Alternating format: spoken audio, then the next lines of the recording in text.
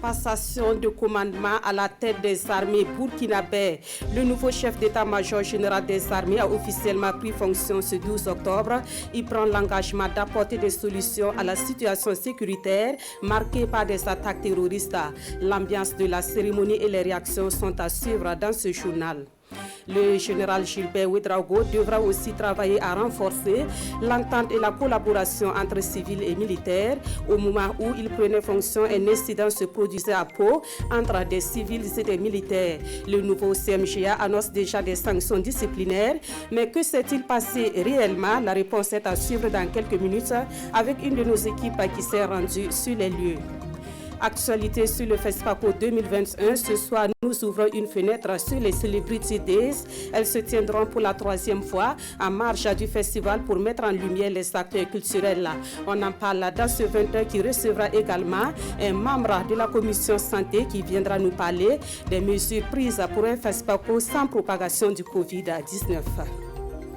Bonsoir, merci de nous suivre. Tout d'abord, sachez que 2 délégations d'institutions africaines ont été reçues ce 12 octobre par le président du Faso. Il s'agit de la commission de l'UEMOA et du Conseil consultatif de l'Union africaine sur la corruption. Et sur le contenu de ces audiences, nous suivons le compte-rendu de Konsun Koulibaly et Ahadi Sandamba. C'est dans la matinée que le président de la commission de l'Union économique et monétaire ouest-africaine, UEMOA, est reçu par le président du Faso. Abdoulaye Diop est venu rendre compte de l'état de la commission à Roch-Marc Christian Kaboré, président en exercice de la conférence des chefs d'État de l'UEMOA. Un tête-à-tête pour évoquer également la situation sécuritaire dans l'espace ainsi que l'état de la libre circulation des personnes et des biens dans l'espace UEMOA. Le président tient particulièrement à constater des avancées dans le domaine de la libre circulation des personnes.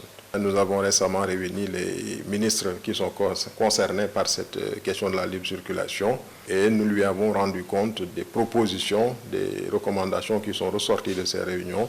Et pour les perspectives, nous en avons discuté et les prochains jours nous permettront de constater des avancées dans ce domaine. Quant aux membres du Conseil consultatif de l'Union africaine sur la corruption, eux sont venus parler de la fuite illicite financière qui fait perdre au continent plusieurs milliers de milliards de francs CFA par an. C'est une situation qui préoccupe et le Conseil vient demander l'appui du Burkina Faso pour un amendement de la Convention de l'institution sur la corruption.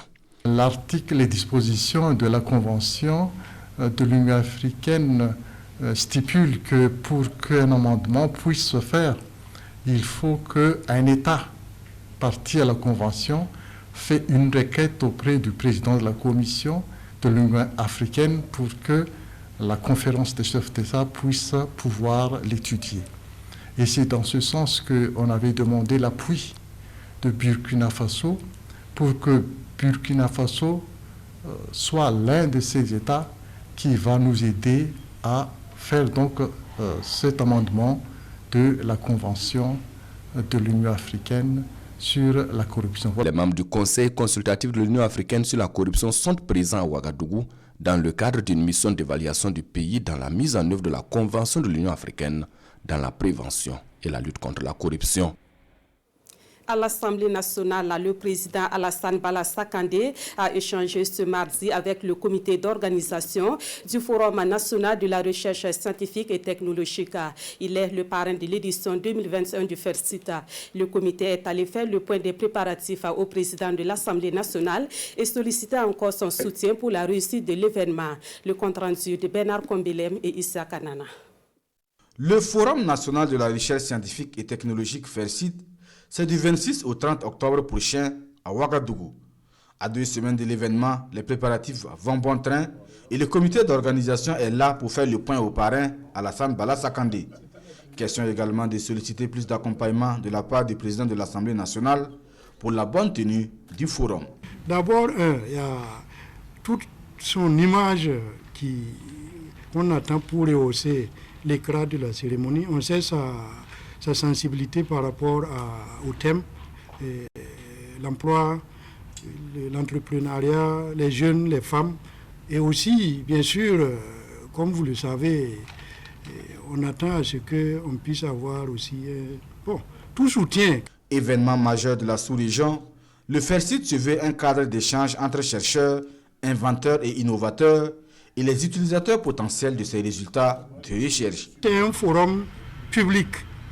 Donc on souhaite vraiment que le public puisse venir voir ce que les chercheurs créent, ce que les innovateurs créent, pour pouvoir créer le lien entre, au lieu d'aller importer toujours des choses d'ailleurs, de venir voir qu'ici, les chercheurs créent et le marché est sur place. La recherche scientifique et l'innovation au service de l'entrepreneuriat et l'employabilité des jeunes et des femmes dans la sous-région ouest africaine, c'est le thème de cette édition 2021 du FERCIT. Une édition organisée en partenariat avec l'IST, l'Institut supérieur de technologie. Nous restons à l'Assemblée nationale où les députés ont donné leur quitus au gouvernement pour l'adhésion du Burkina Faso à l'ACA, l'Agence pour l'assurance du commerce en Afrique. La loi portant autorisation à cette adhésion a été votée ce 12 octobre par l'ensemble des députés. L'adhésion du Burkina Faso à cette agence présente des avantages liés au financement des entreprises locales. Le point de la plénière avec Bernard Kombelem et Issa Kanana. C'est à l'unanimité des 126 votants que l'Assemblée nationale a adopté la loi portant autorisation de l'accord de création de l'Agence pour l'assurance du commerce en Afrique, ACA. L'adhésion du Burkina Faso à cette agence permettra d'apporter une réponse à la question de garantie souveraine demandée par les investisseurs pour la mise en œuvre de grands projets d'investissement. Cette agence vise justement à couvrir les risques politiques liés justement au fait que dans nos États, cela empêche un certain nombre d'investisseurs de pouvoir venir parce que les investisseurs d'habitude demandent soit des garanties souveraines pour pouvoir donc investir dans nos différents États. De la même manière, cela renchérit lorsque nous voulons recourir à des prêts extérieurs non concessionnels. Le risque pays est encore mis pour montrer qu'effectivement, il y a une prime à payer. Le quitus donné ce matin par la représentation nationale permet désormais à l'ACA d'accompagner le Burkina Faso dans la réalisation de ses projets de développement. Et nous sommes en train de développer beaucoup la production indépendante dans le solaire avec la construction des centrales solaires indépendantes pour pouvoir donc accroître la capacité donc, de production au niveau de l'énergie. Ces investissements aujourd'hui, ces investisseurs vont bénéficier justement de l'assurance pour le risque pays, donc politique, violence, catastrophe, terrorisme. Donc, ce qui permet à l'assurance, à l'investisseur de pouvoir mobiliser des ressources à coût modéré pour pouvoir donc avoir un investissement rentable et faire sortir justement un coût du kilowattheure qui est abordable aussi pour nos populations. L'adoption de cette loi s'inscrit dans la dynamique du gouvernement de mettre en place un dispositif plus attractif et favorable à l'investissement privé. Toute chose qui devrait permettre d'accompagner le nouveau plan de développement économique et social, selon le ministre Lassane Kaboré. L'actualité de ce 12 octobre au Burkina Faso, c'est également l'entrée en fonction du nouveau chef d'état-major général des armées. La cérémonie officielle de passation de commandement est intervenue ce matin à la place de la nation de Ouagadougou. Le général de brigade Gilbert Ouedraogo, qui prend le commandement à un moment où l'insécurité sévit au Burkina Faso, vient avec des engagements. Des précisions avec Urbain Benito Somé et Yarkiteda. L'instant est solennel ce 12 octobre à la place de la nation de Ouagadougou.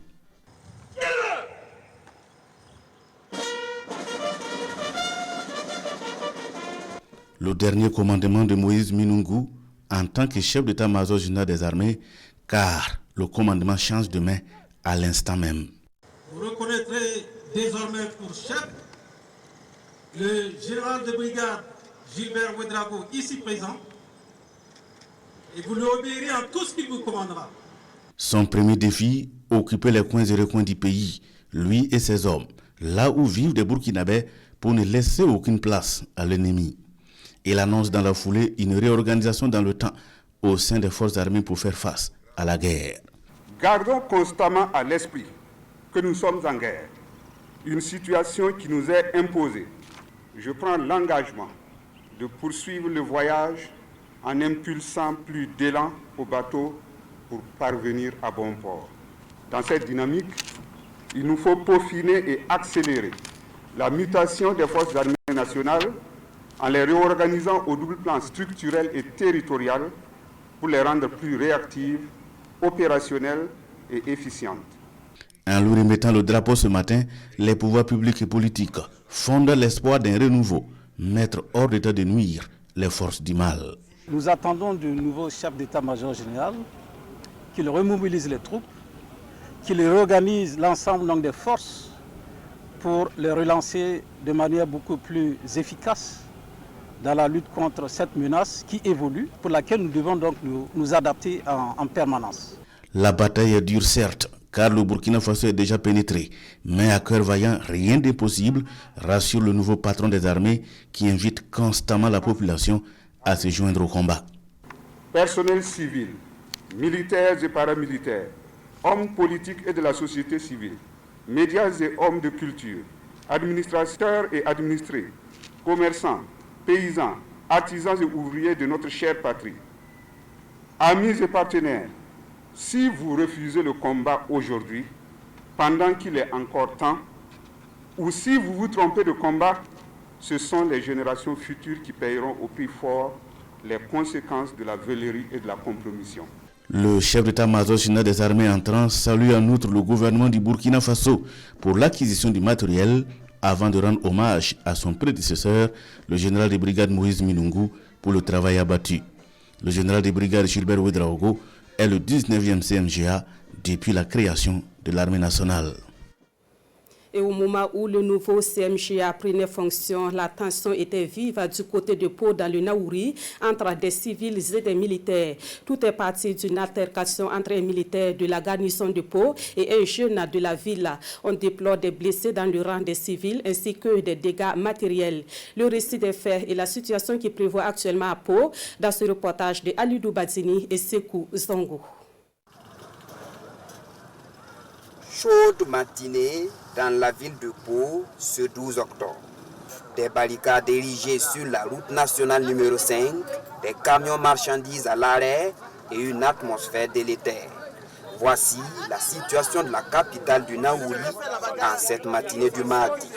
Tout serait parti d'une descente musclée orchestrée par un groupe de militaires venus ranger leurs camarades qui auraient eu une altercation violente le dimanche 10 octobre avec un jeune de la localité. S'ensuit une bastonnade générale la nuit dernière. Une situation dénoncée à travers cette manifestation. C'est un militaire qui cherche femme de quelqu'un. Donc maintenant, la femme, son mari est en train de parler, ils se sont frappés hier, avant-hier. Donc hier nuit encore, ils sont venus nombreux, frapper tous les gens à Pau ici. Ce qu'ils ont fait, l'acte là, il faut qu'il quitte à Pau. Même si mon propre papa va chercher femme d'autrui là, bon. Même si je ne vais pas le frapper, je ne vais pas aller l'aider. Si on le frappe, je vais demander pour qu'on le laisse. S'ils étaient venus négocier, peut-être on allait se comprendre. Mais ils sont venus frapper. Si vous partez à l'hôpital, vous allez voir des gens qui sont... Il y en a d'autres qu'on a évacués. Le gérant de Aguabem là, vraiment, lui, il est devenu avec... On l'a passionné, il ne peut même plus marcher. Il y a quelqu'un qui le trimballe. Et le gérant en question, le voici. Visiblement défiguré, lui ignore toujours pourquoi il a été roué de coups de cordelette et de ceinturon.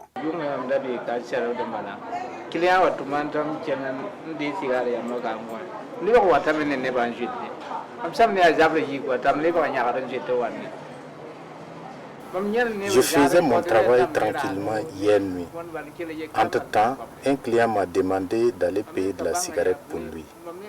De là-bas, j'ai vu un regroupement et j'ai juste pensé à une simple altercation. C'est en revenant qu'on m'a intercepté et on m'a bastonné. Sincèrement, jusqu'à maintenant, je ne sais pas pourquoi. Une dizaine de blessés enregistrés, dont 8 reçus au centre médical avec antenne chirurgicale de Pau. Et voici le mari et la dame au cœur de cette affaire. Le mari, lui aussi blessé, est toujours en observation, comme vous le voyez sur ces images. Une cellule de crise entre autorités administratives, coutumières et militaires s'est donc réunie et tous appellent au calme et à la retenue. Ce que je puisse dire à la population, c'est de rester calme. Ça, Nous leur avons dit ça depuis le matin. Il ne faudrait pas qu'eux-mêmes se fassent justice. Ils n'ont qu'à laisser la justice faire son travail. Nous les avons compris. Tous les blessés sont pris en charge gratuitement sur instruction de la hiérarchie militaire, nous confie le médecin-chef du district sanitaire et le maire de Pau. Toutes les barrières sont à présent levées.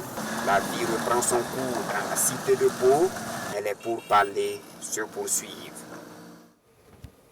Voilà, et suite à cet incident qualifié d'inadmissible, le chef d'état-major général des armées, dans un communiqué, condamne fermement ces agissements. Il annonce qu'une enquête a été diligentée pour identifier tous les militaires fautifs et des mesures disciplinaires sont prises à l'encontre de ceux qui sont formellement identifiés. Il informe également que des mesures ont été prises en collaboration avec les leaders locaux pour apaiser les tensions. Dans la suite de ce journal, nous mettons le cap sur le sud-ouest pour évoquer cette saisie de drogue et de médicaments prohibés. Cela s'est passé précisément dans la localité de Nako et le bulletin a été présenté à la presse. Les précisions de Issa Kazabré et Laber Souma.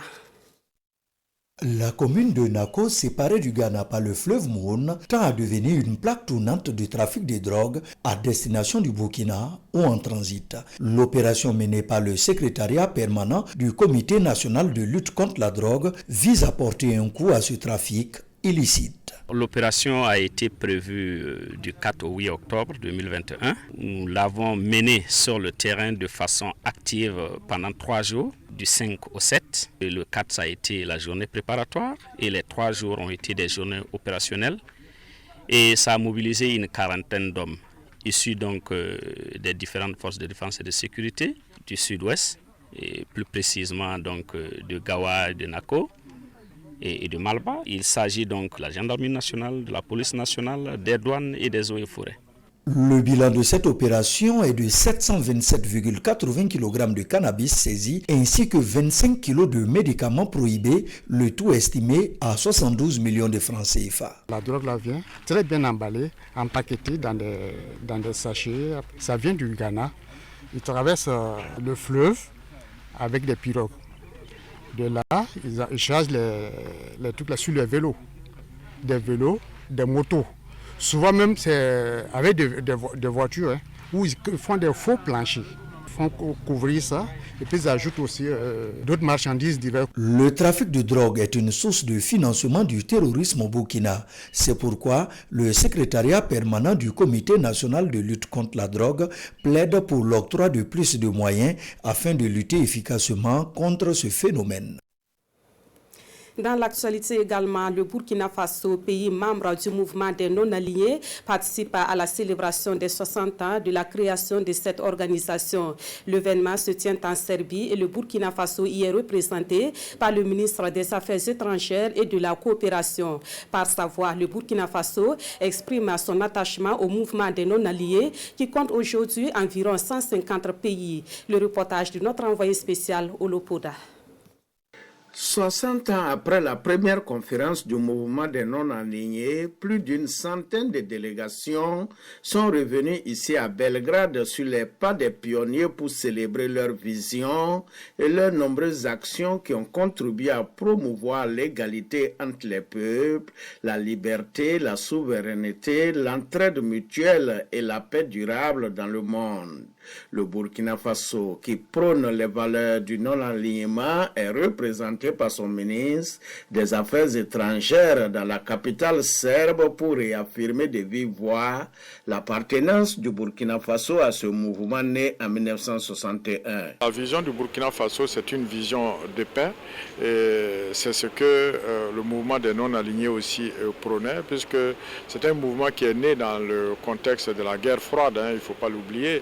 Le Burkina Faso reste toujours aux côtés des peuples qui luttent pour leur souveraineté, pour leur indépendance. Les non-alignés prônent un monde juste, un monde plus équitable et un monde de prospérité partagée. Tout au long de son histoire, le mouvement des pays non alignés est resté un phare de liberté pour tous ceux qui cherchent le droit d'exister et de prospérer. Des principes fondamentaux qui servent toujours de ligne directrice, mais les divisions au sein du groupe, les guerres ethniques, le terrorisme et les inégalités sociales demeurent des défis mondiaux à relever. À titre illustratif, la conférence de Belgrade a dénoncé l'inégal accès aux vaccins contre le Covid-19. Il est important que les vaccins soient partagés, qu'il n'y ait pas une division du monde avec des pays vaccinés et des pays qui ne sont pas vaccinés, des pays qui ont accès aux vaccins et des pays qui n'ont pas accès. C'est pourquoi nous lançons un appel à l'ensemble de la communauté internationale, multilatérale ou bilatérale, donc de penser donc à un plus grand partage des vaccins avec l'Afrique, dont le Burkina Faso. Face aux urgences et fragilités de l'heure, la rencontre de Belgrade envisage de tirer le bilan des 60 ans de parcours du mouvement des non-alignés avec pour finalité de travailler à construire un nouveau monde orienté vers l'intérêt mutuel, la non-violence et la paix au profit de la jeune génération. Ici au Burkina Faso, une conférence internationale sur la science et la diplomatie se tiendra du 29 novembre au 1er décembre prochain. C'est une conférence voulue par le président du Faso en vue de créer une interface entre la science et la diplomatie, ce qui permettra de passer par l'innovation technologique pour résoudre des problèmes de développement. L'intérêt de l'événement a été expliqué à la presse ce mardi. Rasmani Sundi, Sanoua Christina Koulibaly. Science, innovation et diplomatie, la thématique est nouvelle sur le continent et l'initiative portée par le Burkina, historique. Pour la première fois, des sommités du monde de la science se retrouveront face à ceux qui font et prennent des décisions. Cela dans le but de trouver des solutions à la complexité des problèmes de développement du continent africain. Et pour ceux qui s'interrogent sur la connexion entre science et diplomatie, la réponse de Dr Lassina Zerbo se veut précise et concise. La science offre le cadre et la diplomatie offre les méthodes. Et les exemples ne manqueront pas pour rappeler la nécessité d'adosser la science à la diplomatie et vice-versa. Au Sahel, on a l'eau, la sécurité alimentaire et l'énergie. Et ça, c'est ce qu'on appelle le triptyque vital pour notre région. On a des problèmes d'eau, on a des problèmes sécuritaires. Et moi, ça me fait mal d'aller à l'extérieur, en Californie, et de voir que des jeunes étudiants sont en train d'utiliser des données publiques de satellites pour prédire des crises comme le printemps arabe. Et de voir qu'on ne peut pas former nous-mêmes des jeunes sur le plan local à faire ce même travail parce que ces données sont publiques. C'est un exemple que je donne. Et dans mes discussions avec eux, quand ils me disent que pour prédire le printemps arabe, il a fallu utiliser les données satellitaires pour voir comment la pénurie d'eau et la pauvreté a engendré ces problèmes sécuritaires et amené justement cette espèce de révolution dans cette partie de l'Afrique.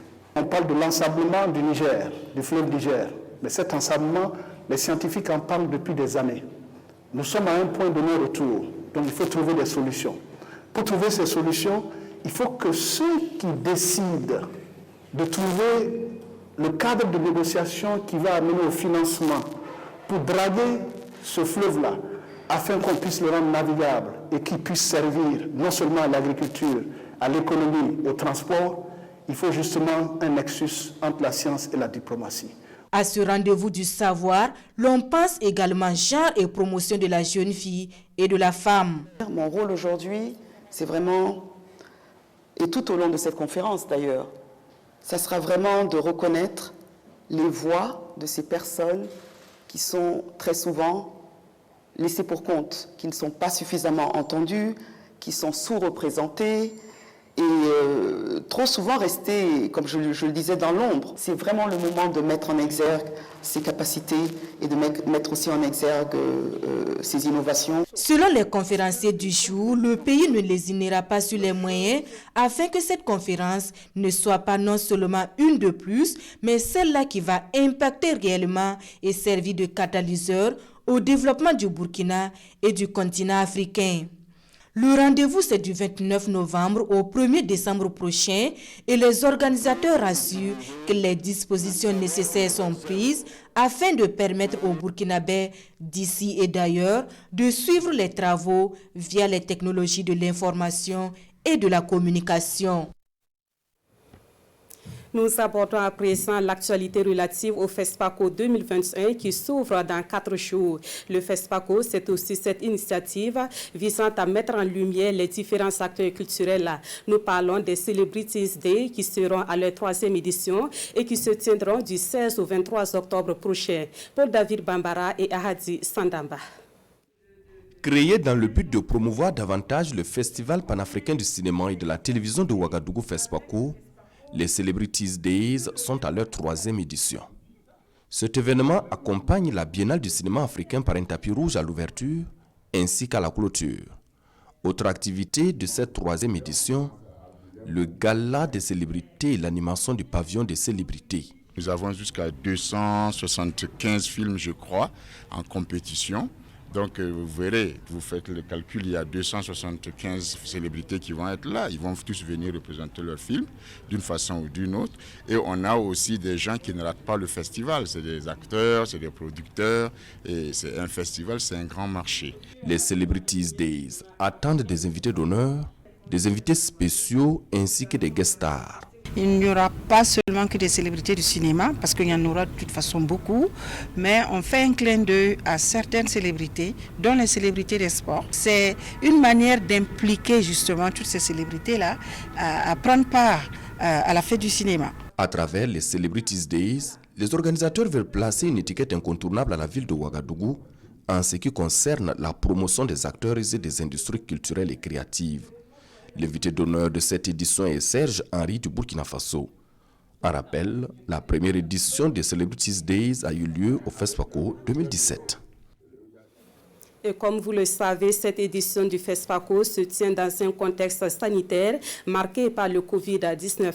Quelles sont les mesures qui sont prévues pour éviter une recrudescence de la maladie pendant l'événement? Nous en parlons avec le directeur général de la santé publique et membre de la commission santé du FESPACO, M. Emmanuel Seni. Bonsoir. Bonsoir, Madame Kaouri. Alors, déjà, est-ce qu'on peut avoir une idée de l'ampleur actuelle du Covid-19 au niveau du Burkina Faso?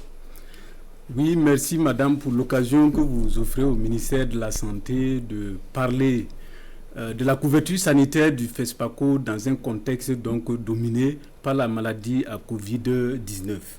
Comme vous le savez, le Burkina Faso a enregistré ses premiers cas de Covid-19 le 9 mars 2020. Et à partir de cette date, la maladie s'est rapidement propagée dans l'ensemble du territoire national. Et à la date du 10 octobre 2021, on a enregistré des cas cumulés positifs de Covid-19 à hauteur de 14 546 cas, dont 5 410 femmes et 9 136 hommes. Le nombre des guéris est de 14 028 cas et actuellement le nombre actif des cas est de 318. Mais malheureusement, depuis le premier cas enregistré, on a également enregistré 200 cas de décès. Le gouvernement a développé donc un plan de riposte multisectoriel qui a permis de contrôler en tout cas l'évolution de la maladie. Et à partir de du 2 juin 2021, la riposte vaccinale est venue également comme une arme efficace contre cette maladie pour laquelle le vaccin a été trouvé. Et à la date d'aujourd'hui, du 10 octobre également, nous avons pu vacciner 283 044 personnes sur l'ensemble du territoire, donc avec 3 types de vaccins, l'AstraZeneca, le Johnson & Johnson et tout dernièrement donc le Sinopharm. Merci pour ce point. Et parlant justement du FESPACO, est-ce qu'il y a un dispositif qui a été mis en place pour éviter la propagation de la maladie pendant l'événement? Le dispositif mis en place prévoit la prise en charge des maladies courantes, mais l'accent particulier sur donc, la lutte contre la maladie à Covid-19. C'est ainsi que la prise en charge des cas de maladies courantes avec possibilité de référence donc, vers les hôpitaux ont été mis en place. Notamment, on a identifié l'hôpital du CMA Pissi, le CMA également de Kosodo, le centre hospitalier universitaire Yalgado Ouedraogo, le centre hospitalier universitaire de Bogodougou et le centre hospitalier universitaire de Tengandougou qui seront en alerte maximale pendant la durée donc, de ce festival du cinéma africain. Et spécifiquement pour la Covid, nous pouvons dire que le dispositif comprend déjà un contrôle sanitaire à l'entrée du pays pour les voyageurs entrant sur notre territoire national et qui doivent disposer donc d'un résultat négatif donc au test PCR. Et ensuite, nous avons également prévu que pour leur retour, pour ces invités, qu'ils aient la possibilité et les facilités de pouvoir faire également ce test PCR à la fin donc du festival.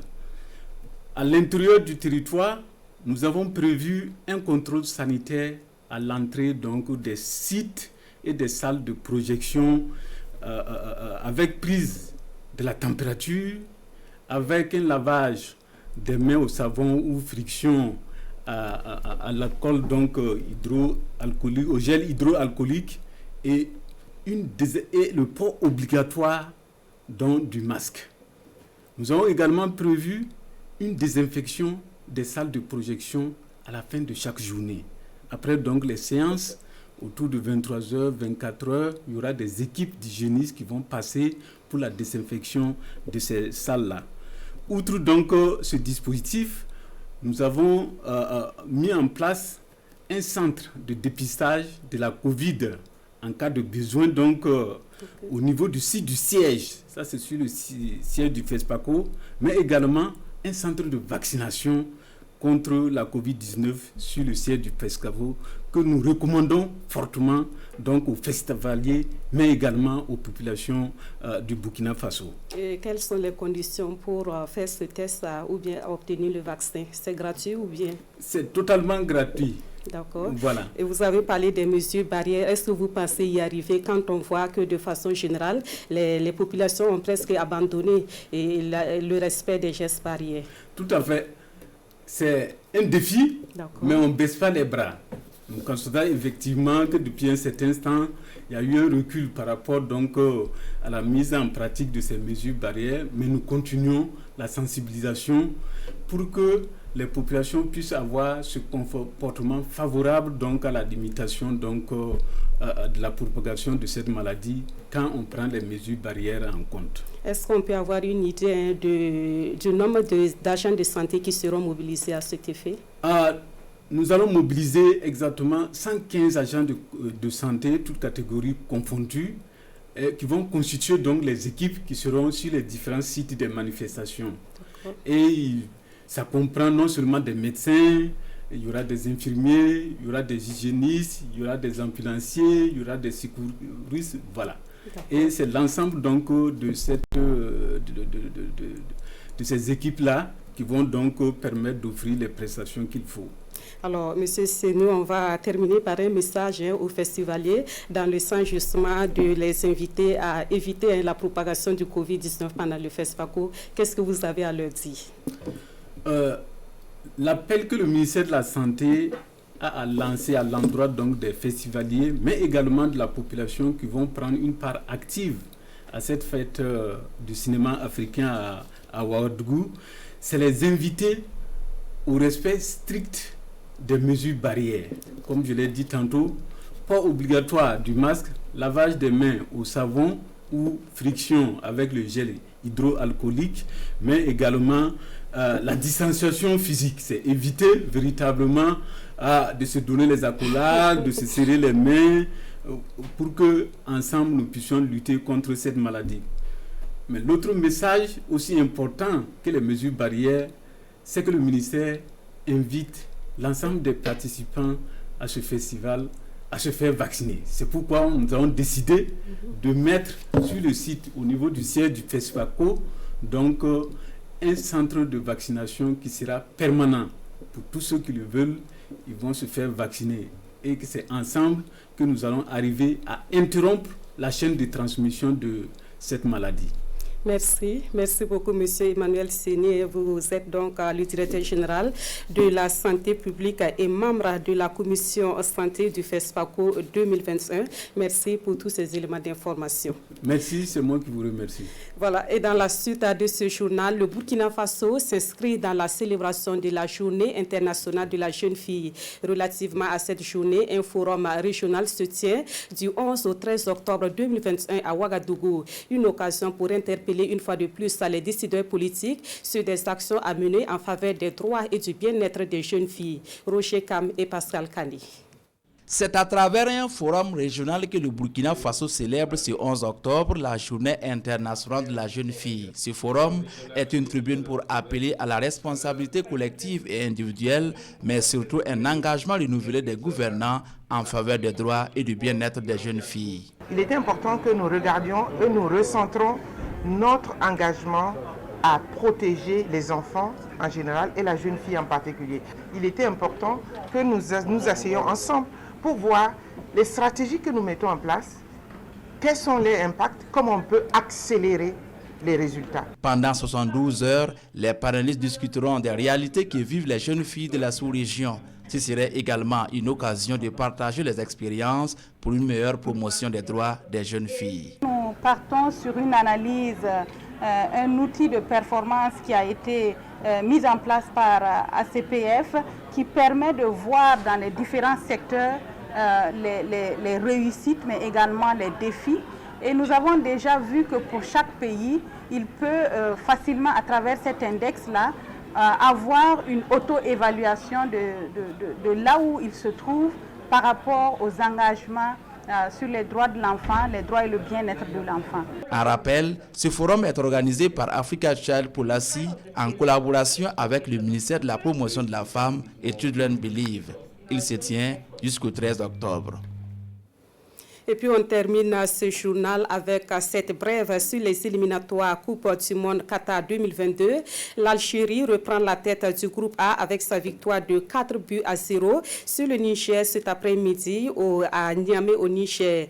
L'Algérie compte à 10 points et une différence de but de plus 17, tandis que le Burkina Faso avec 10 points également est crédité d'une différence de but de plus 8. Et c'est la fin de ce 20h. Merci à vous qui l'avez suivi. Le prochain rendez-vous des infos sur nos antennes, c'est à 23h dans une présentation de Amadou Marcelto. Merci de votre fidélité à la RTB.